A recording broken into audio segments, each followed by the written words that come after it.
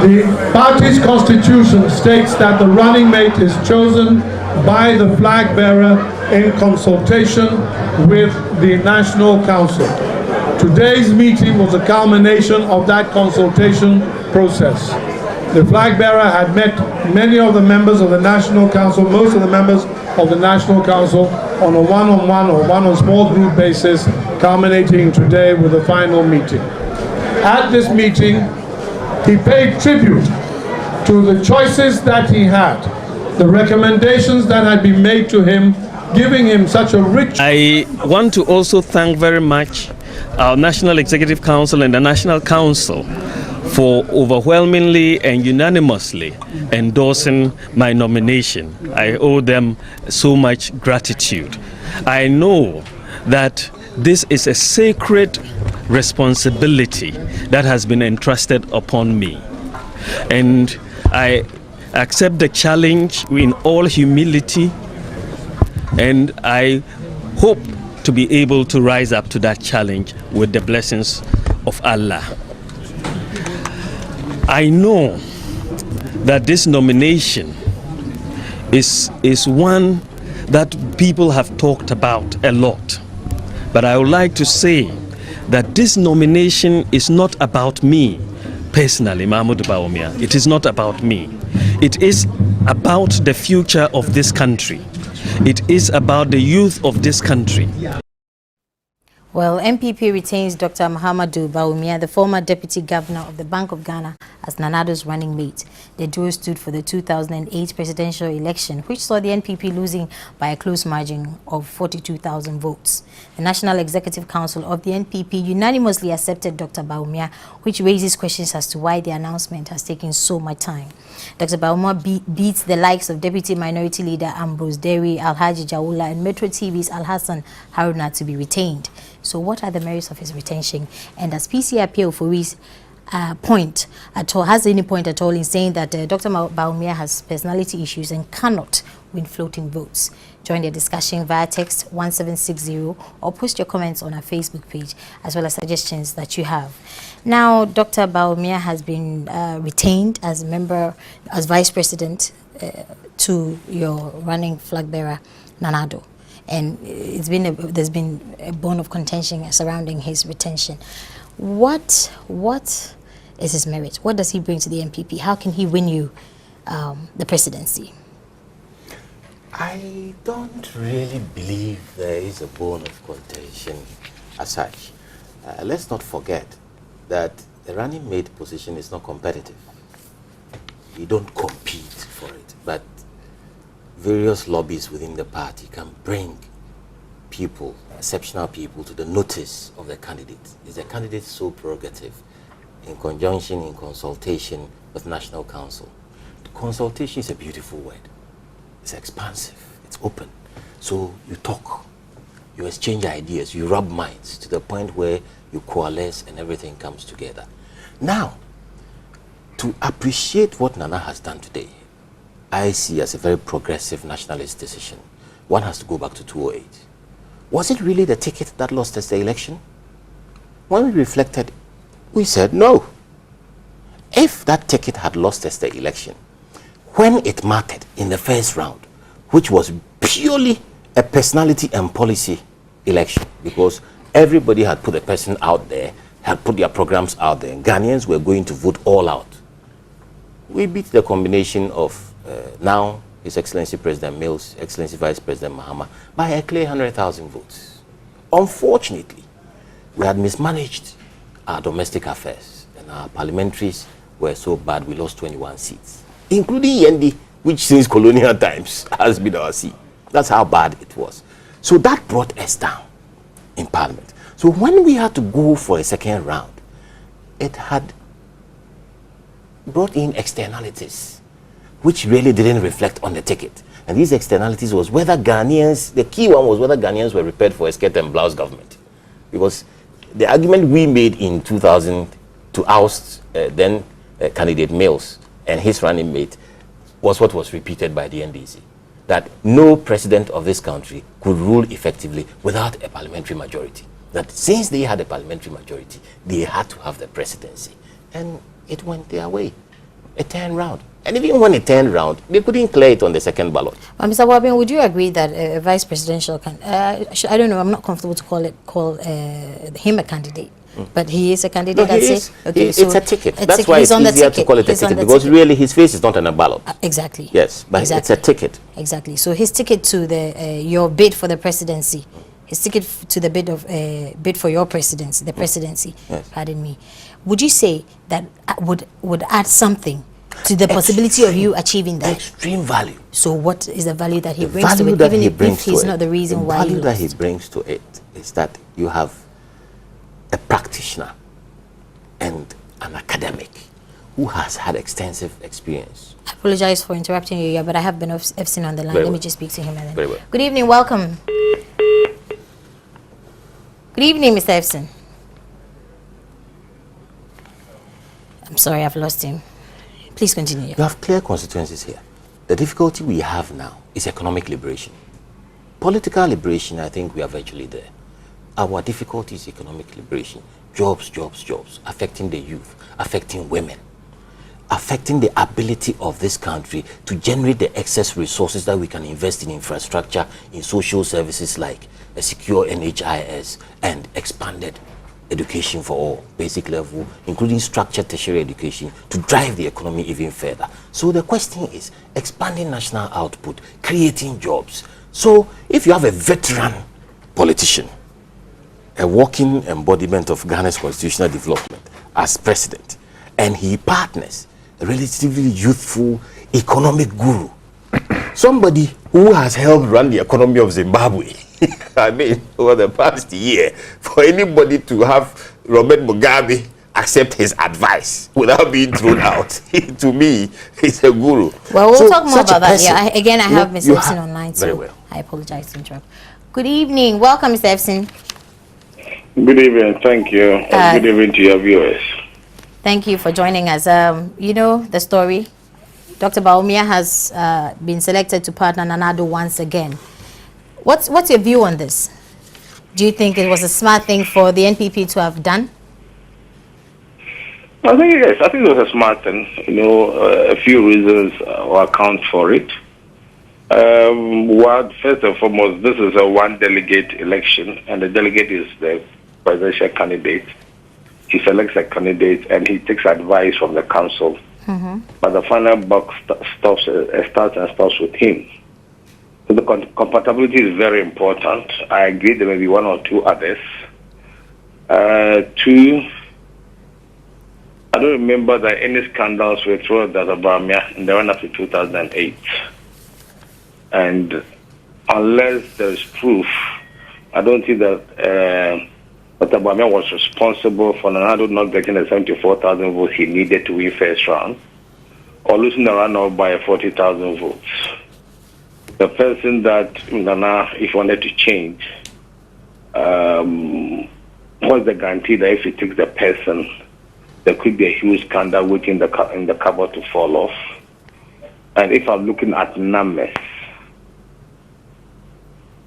I don't know whether it's a coincidence or not, but Addo and Bawumia got more votes in the three northern regions than ex-President Kufuor and Alhaji Aliyu Mahama in 2004. How do you perceive Dr. Bawumia? Oh, I think that his he's somebody capabilities who will be able to complement Nana in terms of putting the economy on an even keel.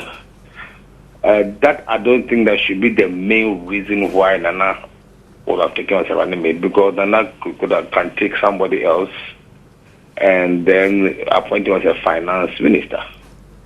But I think that given the incidents in the past between ex-President Rawlings and his then vice, Saka, of blessed memory, we want to avoid a situation where a president candidate is not comfortable, you know, with somebody who's supposed to be his running mate. And that is, I think, that's something that I believe that Dr. Bawumia brings maybe ahead of the others. People have argued that he lacks political experience, and as such would really not, you know, his selection would not be in favor of the NDC. And I they use think that as a very strong argument. He has no political background, no affiliation. How can he doesn't come with a constituency? Define constituency. I think that, we all know that the 3 northern regions has been the weak side of NPP in terms of numbers. And if, Alhaji Ali Mahama came with political experience, clearly, ex-President Kufuor was well known, the 3 northern regions than Addo. But if these two gentlemen combined in 2008, if you average, it's over 54,000 votes more in the 3 northern regions vis-a-vis 2008 and 2004. And if these are not enough numbers, I don't know what anybody else will think. Thank you very much, Mr. Efson. Thank you very much. Dr. Amoah, what does it mean for a vice presidential, again, a vice presidential candidate, for want of a better word, yes, who's on the ticket of a presidential candidate, the ballot ticket? If he has no political experience, or he doesn't have any political, he doesn't have a strong political background, how would that impact on his contribution to the bid for presidency? Well, does it mean anything at all? Well, essentially, if Dr. Bawumia came with some clout politically in our republic, that would have been a plus. Obviously, if you compare him to Nana Addo, he doesn't command that kind of political clout. But really, on the ballot, the person that you have that we go to vote for is Nana Addo, right? So that what Bawumia does not bring, to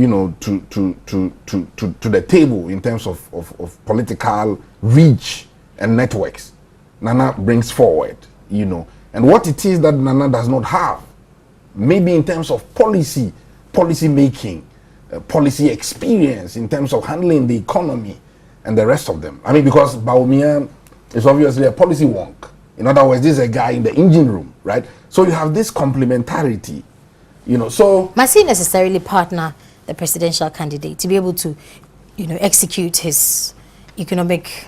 Yeah, I mean, obviously, given that at this particular point in time, what we face essentially is about, the kind of policies that will deliver the transformation that we require as a country.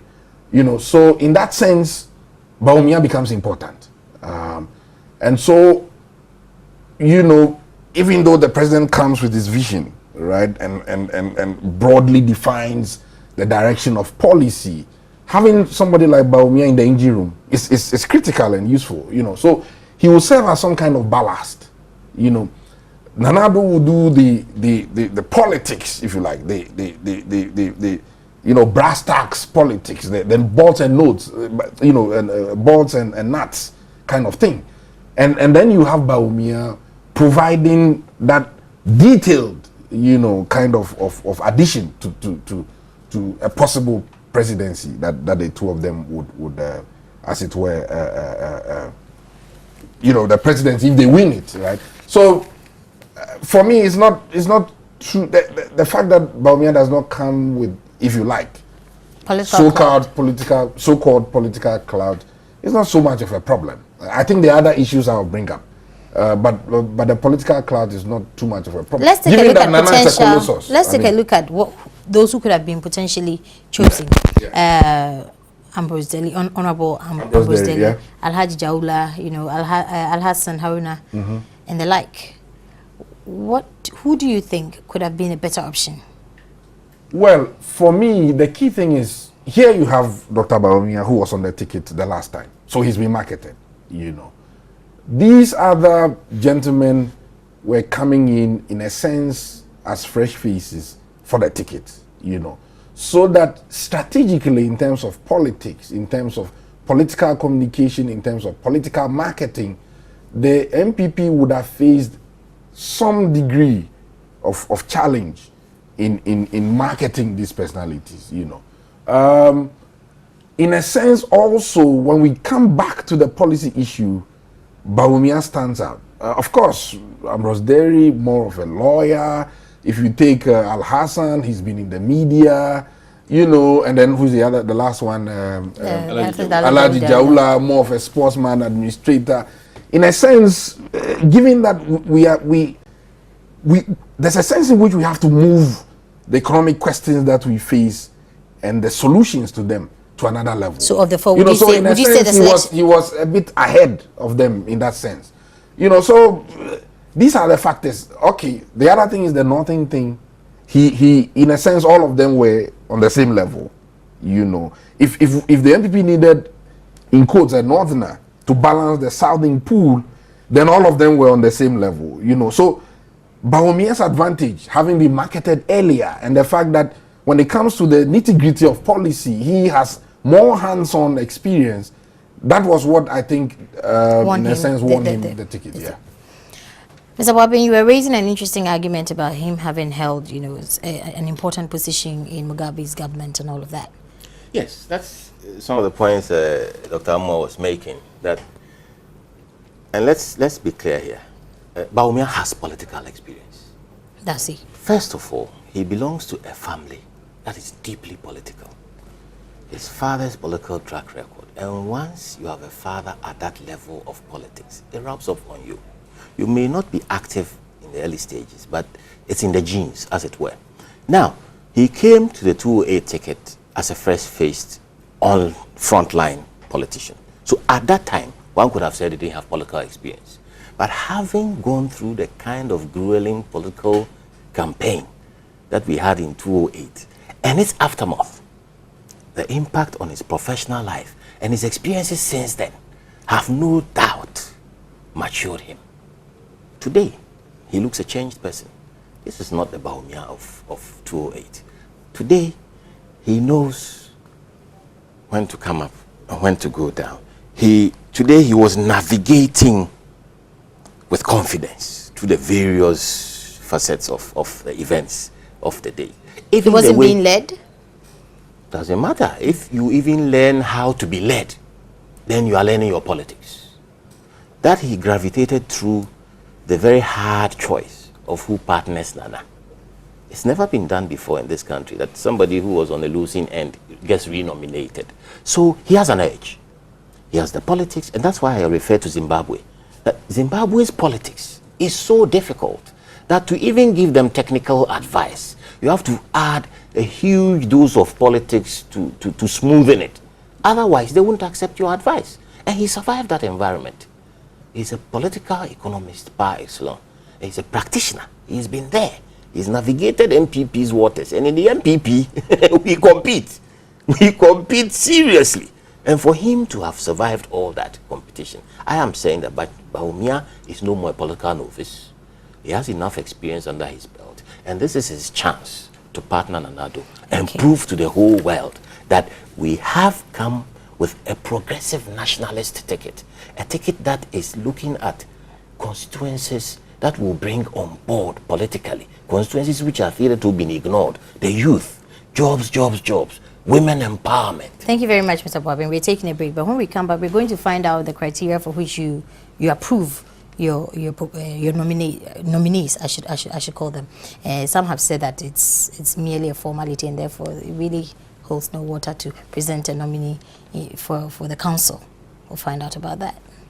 Here on the PM Express, we're talking about Dr. Bawumia's retention as the vice presidential candidate. The MPP retains Dr. Bawumia on the ticket of its candidacy bid for the presidential elections 2012, and it's been said that the nomination was too unanimously, accepted, and so therefore it made it lame, rather lame. They said, Mr. Bawumia, unprecedented. You must know the ins and outs of this. Was it just a mere formality that really has no effect? Absolutely not. That is where you look at consultation, you look at the history of the renomination. You see, the MPP consciously looks at national cohesion and social inclusiveness in the leadership of this country. Our focus is to maintain a united country that delivers enhanced welfare for all across board. In that, the Constitution really acknowledges that the two features that you have to look carefully at is religion and geography. I like using geography because people are sensitive to ethnicity. But geography broadly divides this country into north, south, and religion into Muslim, Christian. Now, because of that consciousness, traditionally, over several past electoral cycles, we have nominated a northern Muslim to partner a Christian southerner. I believe going into the future, it may turn around into either a northern Christian partnering a southern Muslim, or a northern Muslim on the top and a southern Christian. Anything is possible, but that combination has always had as its objective social enhancement across board and national cohesion, the unity that comes with inclusiveness. So those are the basic. Then on top of that, you build party track record, you build competitiveness, you build a person's own capacity, to deliver based on the exigencies of the times. So Bawumia qualifies on the two basic fronts, religion and the national divide. Is from the north, he's Muslim. Then when it comes to competitiveness, you look at what our basic current problem is, which is economic liberation. And if it comes to economic liberation, us at this time is way, way, way ahead. This is the man who, behind the scenes, brought to fruition the bold decision of former President Kufuor to go HEPIC in 2001 and came out middle income 2008. 8 years. That is truly unprecedented. When, upon rebasing in 2006, we found out the economy that was inherited as HEPIC in 2001 had grown 10 times by the time this party was leaving office. Who was in there, if I may borrow the engine room? Who was in the engine room? Bawumia. Bawumia, amongst a whole lot of other professionals. Governor, and therefore he was supporting the governor. Would we credit him with such a governorship? He got to deputy governorship in 2006. But way before then, as a senior economist in the research department, he was involved in crafting the instruments that helped the governor to implement. He wasn't the only one, but he was heavily involved in crafting the key instruments. Dr. Amwa, you've been watching the NPP. What's your take on what Mr. Bawumia is saying? Well, he makes useful points, in terms of the ticket, balancing, if you like, north-south religion. And he should have added traditional religion as well. I will even put it first. We tend to dichotomize, Muslim, Christian, when indeed majority, of our people are traditionalists. But that's aside. Yeah, so he makes useful points. I have a slightly different take on. He's right that we need economic liberation, and therefore, Dr. Bawumia comes in handy, and that when it came to HEPIC, the choice of it, and the rebasing, and in fact, even the conversion to the new Ghana redenomination. Yeah, fantastic. But the reality, watching our economic policy evolution, is that in the last 30 years, we've tended to follow a certain doctrinaire, inflexible, monetarist approach to economics. Inflexible, you said? Yeah, very inflexible. Framed within the Washington Consensus. On what front? The Washington Consensus. So inflation targeting, deficit financing, and the rest of them. We've been at it for the last 30 years. The economy of Ghana has not made any dramatic transition, if you compare to, say, Singapore, the Malaysias, and the rest of them. For me, the question then becomes, true Bawumia is useful. He hits your strides, Mr. Bobby. True Bawumia is useful in terms of his knowledge of orthodox economic policy making. But the challenge that we face is inventive economic policy making that will combine the stabilization agenda, but infuse it with that leap forward. You understand? Creative policy making. So that we don't want Bawumia with his economics to simply give us more of the same, but to help us reconfigure and rejig the economy in a very short time to give it the fillip. In that regard, we've seen his work. Yeah. Are there any signs of his ability to do this? Well, he's an bring academic. some kind of dynamism, Well, he's some kind of difference. He's an academic. He's a thinker. He's you know, he's exposed to the textbooks. As an academic, one expects that you be creative and inventive. You know, so I think he's exposed to the key questions of economic policy making, and in fact broadly of policy making in general. You know, so as a fellow academic, I expect that he will have that reflex, that kind of posture. But I'm saying that is the challenge that we face. Going forward, the value that he brings to the ticket should reflect for me in not just stabilization, but the liftoff, real liftoff, you know, for our national economy. Not just the national economy, because we tend to think of the economy as being equal. If the economy grows, then it is development. But more critically, holistic growth. That's the challenge for Bawumia as an orthodox economist. Now, it's a lot to put on one man's head. Because he's being credited with the capacity to do this. The MPP has economists, but really, if he was entirely and totally doctrinary captive, we wouldn't probably have weaned ourselves from IMF. You have a point, yeah. Yes, in 2006. Yeah. So there has always been that vision that we get to the point. And today he made it very clear. He said in one of the interviews, he didn't play that point, he said that he saw his appointment as an opportunity to help transform. He used an allegory from Kwame Nkrumah's total economic transformation of Ghana, or else he would feel that he had failed. And under that, he listed certain things. He looked at integrated industrialization of West Africa. He looked at youth. Okay, I think I can help you. Renominated running mate of the New Patriotic Party says his selection will have little meaning if the country is not transformed. Thank you. He looked at re-engineering integrated industry, West Africa. He's already looking at a market larger than Ghana. That means trade and all that. He's looking at youth being the focal point for job creation. He's looking at empowering women.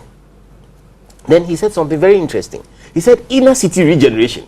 Did you catch that? I didn't listen to the interviews. But inner city regeneration. Useful signals. Yes.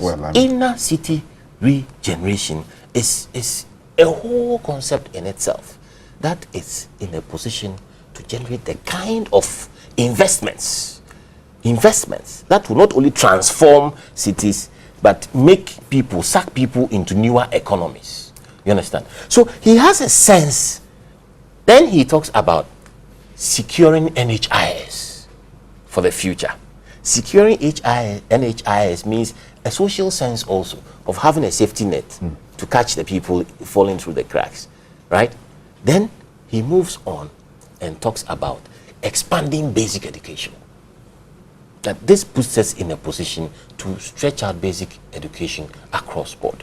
So he has that holistic vision, not only economically, but socially as well. He has that capacity to almost precise, as it were, to think his candidate through.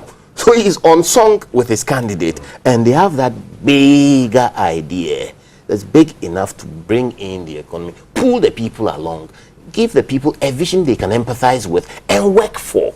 Some have said the gap between Addo and Dr. Bawumia is too huge in terms of, you know, the age difference, and perhaps somebody he can manipulate, you know, tell what to do and that sort of thing. This is where the different competencies come in useful.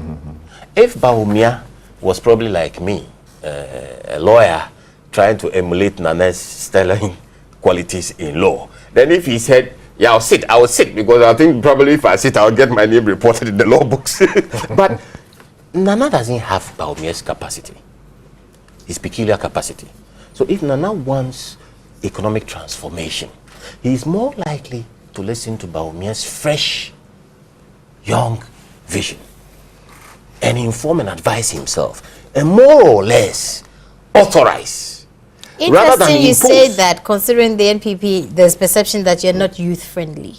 A 49-year-old vice president, we are too youth friendly. But in any event, if you look at some of the youth who have been in the government, even of Kufuor, where the accusation came off, you can count them across the board. But let me deal with the National Council issues about that being a rubber stamp. Right. You know, the MPP has a very consensual approach to decision making at a broader level because we compete so vigorously. There is always a strong lobby in the background of anything that you see come out in public. Minds are rubbed diligently behind the scenes. I can tell you that from the first day in 2008 that we lost the election, there were minds which were already projecting the ticket. And Nana worked to secure his election as presidential candidate. You remember the contest? In 2008, before he won it, there were 17 people. They came behind him. In the last one, there were 5 people, and they all came behind him. That was Reflect, Rebuild. Now that he's in charge, captain of the ship, question them, who becomes his co-pilot? Who becomes his first mate? Fallback. Quartermaster. There is consultation. People talk. It's consultation. Some say, oh, it came too late. When is early and when is late? But what took him so long? But indeed, we'll get to that. This decision, I believe, had already been made in Nana's heart, in Nana's mind, in Nana's soul. Because You are being Bushian here. And there was a certain affinity. You are being George Bush here. George said his favorite book was the Bible. You could see the soul of whatever in what's his name? You put his face. You see, so you when you saw them together in 2008, and even after, you sensed a certain affinity. So in Nana's heart and mind, probably all he thought was, how do I get my party to endorse my choice? And so then after the 2008 elections, he really didn't open up to consider any other. he has. Otherwise, you ticket. wouldn't have had a strong contestation where others came up and their names were prominent in public, and they worked hard to justify their inclusion. And Nana had to think it through. Nana had to talk to the elders. Nana had to convince the elders. That's why it was unanimous. They came there today not because they didn't know what was expected of them and that they simply came to do what Nana wanted, but because they had satisfied themselves over the period of behind-the-scenes consultation that a right decision had been made. And therefore, today was just a formality of putting it out in the public domain. If Nana Addo was so sure about Dr. Bawumia, you know, as his fallback or partner, let me use the word partner, what took him so long to convince the elders? What is long? What is long? Political strategy has no time limits. What is long? How long did it take Kufuor to nominate Alhaji Aliyu? When was Rawlings nominated the first time to become president? Probably in June or July, 6 months to elections. When did he nominate his running mates? In later years. Length of time depends on the ethos of the party and the strategy of the party. You understand? There is no given time in the Constitution. Our Constitution provides that by a certain minimal date, you have your candidate. But you can decide at any point in time where and when you want to unveil your partner. Nana had a task. Nana had to bring this party behind him, not only on the Bawumia question, but so that we sing from the same hymn sheet. There was a clear progression from reflect, rebuild, towards recapture. Rebuild saw Nana go around this country almost 3 times on the parliamentary elections alone. He first went round to talk to nominees and get them all to work together and campaign together so that they don't damage each other. After the election, he went round on the, all hands on deck and got everybody working again. We are wanting to find out where Dr. Bawumia has been since Nana Addo started his campaign, his 3-time campaign that has been around, taking him around the country. On apprenticeship. On apprenticeship. While Nana was doing the politics, he was also strengthening his economics. What was he learning? Yeah, he's managed to write a book in between since we lost his visiting professorship in Canada. Helped to organize the economy and Central Bank of Sierra Leone. and managed to write a book on economic policy. I even brought it in tonight, the monetary policy and financial sector reform in Africa, based on Ghana's experience. Did he engage the NPP whilst he was away in any way or at all? Yes, he was in touch. He wasn't on the hustings, but he was in touch. And indeed, don't forget that his job in Zimbabwe as the African Development Bank rep, which was the only rep that Robert Mugabe would accept, President Mugabe would accept, was also with the consent of former President Kufuor and candidate Nana Akufo-Addo. Yes, so he has pulled his bit. What is expected of him, he's sharpened his political experience out there in the policy areas, deepened his capacity, practically helping to run other African economies akin to ours, in a sense. So he has represented, and he's been back frequently. He's attended the usual high-profile funerals and other things that we equate with political bonhomie. You know, you go in there, shake hands, and you seem to be around and all that. He's done a bit of that. But Mr. Robin, you know, looking at how our politics work, some might say he doesn't have the swag, the people's touch, as the young people will say. Well, I have a quick point, and I'll try and see if I can tie that with that. I mean, there was a sense in which, you know, Bawumia seemed to have been absent from the politics, if you like. For me, that was a bit worrying, you know, because a variety of events have taken place in this country since 2008. Major political issues, the fallout within the NDC, Jerry Rawlings camp, Atamil's camp, you know. After that, lately we've had this issue of the Wyoming thing, etc., right? Major economic issues as well, you know. So one was expecting that somehow, even though he was not directly in the mix, once in a while we would hear some punditry, some commentary, you know. So somehow, in a sense, for a lot of people generally, he seemed to have been absent. Might he have been protecting his image? Why should you protect? Making sure that he doesn't mar himself. No, sometimes you have to be engaged. For what's ahead? Well, in a certain sense, you can say so, cautious. But maybe you cannot be overly cautious. You know, so for close watchers of Ghana's political scene, it seems as if there was a hiatus. After the contest, he vanishes. Even though, as I was saying, well, he was engaging them. But in the public sphere, in the policy sphere, as a policy analyst, as a policy thinker, one would expect that once in a while, you know, not just once in a while, but very often, that you'll be seen to be engaging. So that is what has voicing the opinion of the NPP, or representing the opinion of the NPP from his perspective as an economist. If not even the NPP's position, national questions of our republic.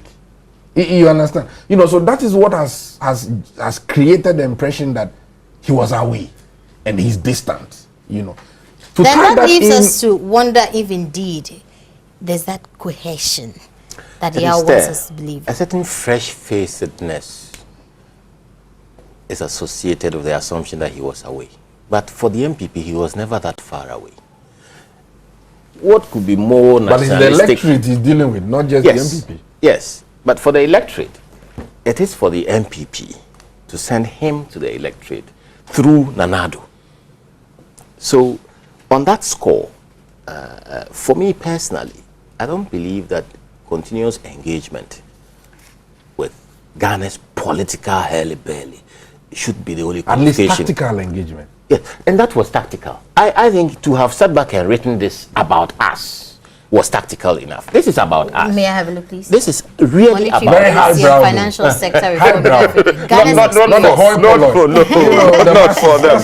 But he must use that to transform that in their interest. Is this on the market, by the way? It is on the market. You see, and he was deeply involved in the analysis of the budgets that were passed whilst he was away. Deeply involved in the analysis for the MPP's use. Okay, yeah. He was. This brings me to the question, and I must ask you this, yeah. We've been talking about education. The NPP has been talking about education. Ghana has been talking about the NPP's ability to give us the free education, free secondary education that you've been propagating, you know. And as an economist, you know, the issue of whether or not you've put a cost to that dispensation has come up in recent times. Has he in any way been involved in that? We have argued. Because recently you put out some figures. The NPP put out some figures regarding this. How have you engaged him really on the issues that you are trying to convince Ghanaians to vote on? We have argued that the departure point on education debate is not costing. That is what we have argued. We have argued but that... when you were asked, you did provide some figures at some point. But the party's position, naturally you may respond to certain public prodding, but the party's position is that the education question is not dependent on the costing in the beginning. It is dependent on acceptability to the entire nation and hence reprioritization of national resources. That is the bottom line. Now, if we look without knowing the value of what you seek to do, once you accept its inherent value to create additional value for you, then you reprioritize and invest in it. That's what we are saying. Once you see, we can't continue this piecemeal approach. This year, this road is worth 100 million. Well, let's put 10 million in there. That building is worth 5 million. Well, let's put 300,000 in there. This road is worth that. Then we spread the budget across board and lose out because the monies don't get anywhere. That's why you have national programs scattered all over, which never gets done. You understand? Now, if we decide that a driver of expansion in our economy is broad literacy, and that therefore to achieve broad literacy within a certain number of years, we are going to reprioritize and invest in that. At that point, however much it costs us over that period of years, and that will serve as a catalyst to rapidly transform, then we are on the right path. So the first essence for Nana when it comes to the education question is getting Ghana to reorient and accept the basic premise of extending basic education up to SHS level. For me, that is even more critical than the cost of it. Have Ghanaians accepted that Let basic me pick Dr. education... Amwe's mind on this one. Yeah, but that point should be made, that there were two things. Nana says in the beginning that he's going to extend basic education to SHS level. That is more fundamental a precept than giving it free. Because in a sense, virtually 65-70% of the cost of it now is already being borne by the state. So all you do is you add a little bit more. Okay, so the NPP does not perceive it to be the priority in terms of costing to be the priority. Now, but indeed, you did cost, and I'm saying that was he involved in the workings of all that? I wouldn't be able sitting here now to know whether he's been involved in that preliminary work in terms of costing education, as it were. What's your take on this one? Would he?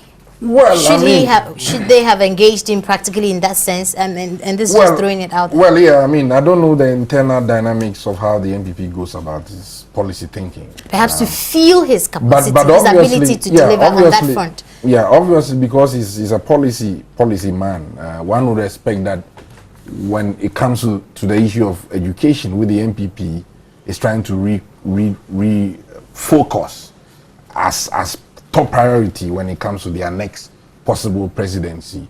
One would expect that he would have a view that probably he would allow to come to bear on that question. The economic impact of the skills that he has.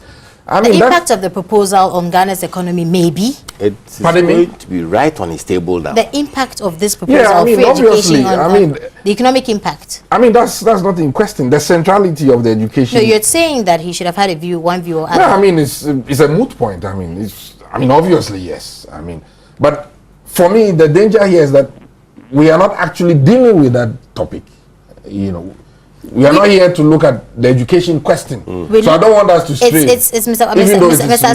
Yes, it's related, and we don't want to focus on that. But my question was, in engaging him, there have been possible areas of engagement that the NPP could have engaged him, and asking, how have they engaged him? This is one issue that has come up. Right. How have they, involved him? Because the issue of the economic impact of this proposed free secondary education on Ghana's economy has come up. Exactly. Yeah. Has he thought it through? Has he made any proposal? Has he put out any ideas within the MPP? Has he shared? I would guess that is inescapable, but I don't know. There's plenty of time. Of the 5 things he said that the 2 social impact things he said was securing NHIS and ensuring access to basic education across board. So naturally, he is going to be confronted with those questions. Indeed, I am sure he's going to be plunged knee deep in the manifesto processes and all those things once he's now formally recognized as the partner. So someone please allow me to share the text messages from our viewers. Thank you very much. Robert Ama Kujo says it's a good thing to do. I wonder what's a good thing to do. John Bosco Afo, the best pair for development, NPP, Papa. Osu Techi Emmanuel says the two are very compatible, and I think Bawumia's in-depth knowledge in economics will be of far greater need to Ghana when the NPP comes to power, hopefully this year. PC appeal for we, God bless you. That's from Freddie Al. Emmanuel Kodobisa says Bawumia is the right candidate. PC appear or whatever should mind his business. Atisu Skame Mauko says they will lose again, the losing team. Aha, he's a true man for Nana. Mola Mubarak Mikhail says we only need peace, so let's pray and preach peace for Ghana 2012. And Dennis Brown A. Ataki says Bawumia is the ultimate choice. No one could have been better off. And again, let's check the records. NPP has never performed better than they did in the 3 northern regions. We're going to win all the seats in both East and West Mampusi this time. Aku Richmond Ishmael says Nana still all die, but register. Selom Tay Maugbe says win for where Bawumia should go back to his parent party if he really wants to be win for where Bawumia should go back to his parent party if he really wants to be vice president. And Jerry John Jesse Mensah says Bawumia will not add anything to their victory, just like Prince Tego and the Black Stars. The value is the same. Suleimana Osman says a losing team have emerged again. What kind of formula are they using again? This is good news. This is good news for the NDC. Dixon Desire says from Laura, we just can't wait to see the 7th December. Ghanaians are really suffering the hands of the NDC. And Nathaniel Mensah says, I think PCF Appeal for has a case. If he argues about Dr. Bawumia's personality because while the MPP was rebranding Nanado, they somehow forgot about Dr. Bawumia. Politically, he has no image, so the MPP should quickly rise and work on his image or lose flouting voters' vote. Mackenzie K. Sam says, but still, Uncle Atta all the way. Congratulations to Dr. Bawumia. It's a right choice for that the council made because he has advertised himself already in 2008. The combination of Nana and Bawumia, inshallah, will bring victory to the NPP come 2012. I think Nana has shown consistency. Please ask your panelists what is the inflation rate in Zimbabwe and the economy as a whole. Yeah, trouble for you, Mr. Bobby. That's an interesting one. And this one I find interesting. Whilst from Nathaniel Mensah, he says, whilst the MPP was rebranding Nanado, they somehow forgot about Dr. Bawumia, which is something we have alluded to. His but absence. I mean, how could they? Well, I mean, for me, it's not too much of a complexity. Nana himself was trying to get the slot back as a flag bearer, and so what that meant was that he was focusing in a political battle for his own, political career. Now he gets the nod, obviously from what I see reading from the outside, is that the agenda was for him to consolidate his grip on the party in quotes. And that is what he's been about in the last few months. So you can't be doing that and be bringing in Bawumia, even when the thing was a contested matter. I mean, it wasn't a matter of, okay, I've taken the flag bearer, and the next day here's my VIP or my potential VIP. We have to wrap it up. So your final submission. Voters. I don't believe Ghanaians want quintessentially politicians leading them all the time. I think the phenomenon of floating voters, bringing in academic and practitioners, bringing in those who want to see a change without necessarily beating their heads about the ideological divide and all that is important. And that, in that sense, for me, makes a very refreshing, fresh face to Bawumia. You said many things, Mr. Bawabing. Tell the voter, the one whom you want to vote for the MPP, what Dr. Bawumia brings to the ticket. Dr. Bawumia brings transformation to Ghana. Dr. Bawumia is in a position to help Nana Addo Akufo-Addo transform this economy so that we will create jobs and create expanded incomes and create a secure NHIS for you, and above all, ensure that your circumstances as a family change because your child will be better educated than you are. Dr. Amwa, his merit to the ticket? Well, I mean, obviously, key thing is he comes with some policy knowledge. But I'll broaden the argument. The question for me also that I think we didn't talk about is if Akufo-Addo wins the presidency, the question then becomes, does Bawumia then, as it were, exist as a potential president? I mean, this is a question going forward, you know. Is that always going to be the trend going forward? Yeah, thank you so very much. Thank you very much. But I mean, there's always that possibility. Yeah, I mean, and then must there always be that possibility? No, so the choice is critical because there's a sense in which there's going to be a path dependence. Vice presidents have tended to want to take the presidency. Thank you very much. So Dr. Alma, political analyst, and Mr. Bawabing Asamoah, member of the NPP Communications